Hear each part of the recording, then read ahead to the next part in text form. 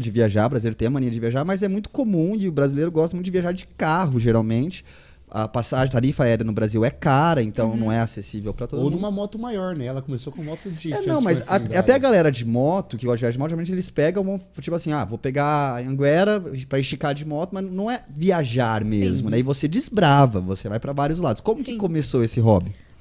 Mais por uma necessidade, tá? A moto, ela surgiu na minha vida mais por uma necessidade mesmo.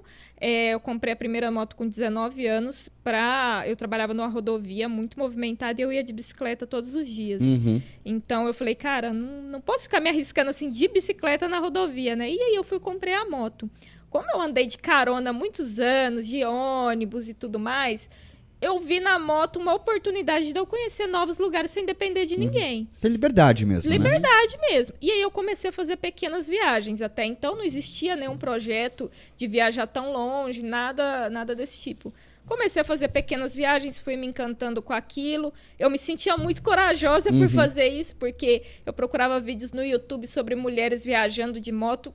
Era escasso na época. Você tinha algum incentivo de outra pessoa? Não. Veio de você mesmo, sua vontade de dar um Exatamente. Minha família, ninguém nunca teve veículo, né? Meu pai morreu muito cedo, meu padrasto não teve veículo, minha mãe, meu irmão. Eu fui a primeira pessoa de casa a tirar a habilitação. Então, ninguém tinha. Então, minha moto, ela era pra tudo. Ela era pra carregar todo mundo de casa. Tudo de casa. Exatamente. Era pra viajar, tanto que eu já levei até minha mãe em viagem comigo.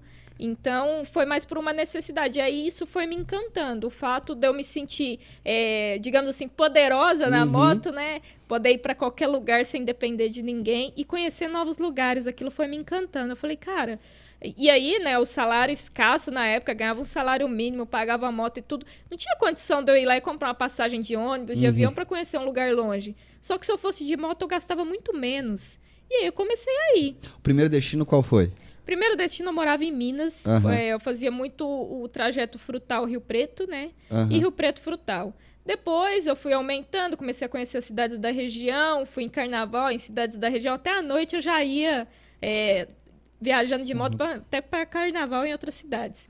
E aí, em 2016, eu fiz minha primeira viagem longa, que eu fiz Goiás e Brasília, num total de 1.800 km rodado. Né? Eu já tinha planejado essa viagem antes, mas eu sempre digo, quando você fica espalhando muito sobre os seus projetos, não dá certo. E a viagem que eu planejei antes, eu planejei com um amigo, não era nem sozinha, porque eu fiquei com medo de fazer a primeira viagem longa sozinha, e aí acabaram roubando a moto desse meu amigo e eu acabei não indo nessa viagem. Caramba. Aí eu planejei a segunda, falei, eu vou sozinha, agora eu vou fechar a boca, não vou falar pra ninguém. Quando descobriram, eu já tava lá na placa do Goiás. A ideia era fazer um vlog, criar um canal e ganhar em cima disso, ou realmente lazer puro mesmo? Lazer mesmo. Eu comecei realmente a crescer nas redes sociais em 2020, 2018, 2020, por aí. E bem depois de eu já ter viajado bastante isso. Antes eu não compartilhava muita coisa sobre viajar de moto. E não tinha esse conteúdo na internet, assim. Quando eu comecei a viajar de moto em 2011, tinha 2 ou 3 viajantes, todos mais de idade, assim, de moto pequena, que compartilhava conteúdo sobre viagem, né? Então, o restante era só passeio, rolezinho e tal.